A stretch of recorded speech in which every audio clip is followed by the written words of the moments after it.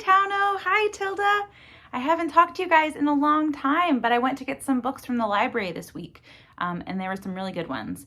And especially, there was one about tadpoles and frogs and toads. And there are a ton of tadpoles in a pond near my house right now. So I thought it would be good if I could share them with you.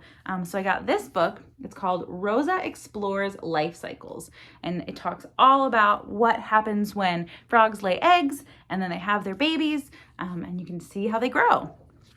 So we're gonna start this book. Look, there's frog spawn in our pond, says Rosa. They are tiny frog's eggs all stuck together, Ji-Hyun says. Frogs are amphibians, Noah reads. That means they can live in water and on land. They hide away in winter, adds Joshua. When the weather gets warmer, they come out to lay their eggs in water. You can see in the pond, all those little dots right there, those are all the frog eggs.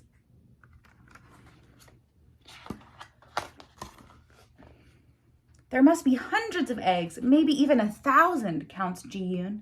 Frogs lay lots of eggs, Joshua explains. They're eaten by animals and birds, so not many survive to become frogs. Are they like chicken eggs? Asks Noah. They don't need a hard shell because they are underwater, Rosa replies. Jelly protects the embryo. And the embryo is the little baby frog. You can see she's using her magnifying glass so you can see them up close. All those little eggs. Look, Ji-Hyun says, some of the tadpoles have hatched. They can glue themselves to plants and rocks using a cement gland on their heads. Those feathery things are gills, says Rosa. The tadpoles breathe through them until they turn into frogs.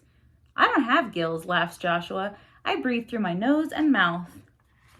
Look at all those baby tadpoles holding on to the branch or the leaves.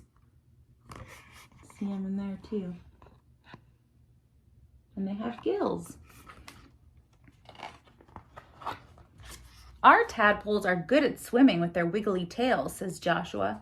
They mainly eat plants now, Ji-Hyun explains. They scrape them with their tiny teeth. When they are bigger, they eat other things like water fleas and mosquito larvae, says Noah. Well, what about carrots? Rosa giggles. You can see them still hanging out in the water, swimming around. Tadpoles have toes that are joined together, reads Ji-Hyun. They are called webbed feet, Noah replies. Ducks have webbed feet too. Their feet have a bigger surface area, Joshua explains. It helps them to swim faster. Just like these flippers, laughs Rosa. Rosa is wearing some flippers, just like a tadpole has.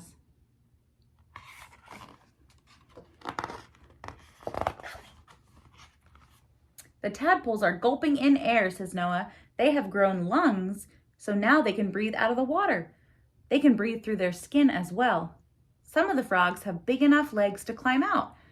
Joshua says these stones will help them. Look, the frogs, they still have a long tail and they're in the water, but they're starting to breathe air.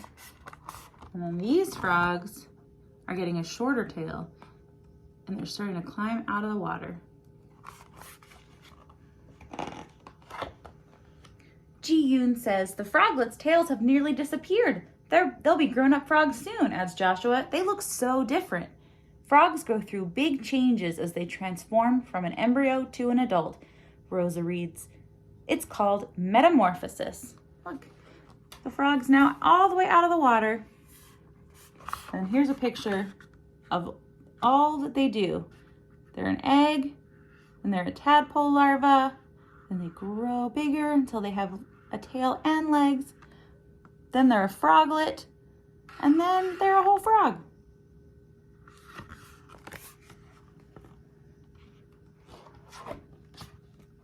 Butterflies go through metamorphosis as well, explains Ji-Hyun.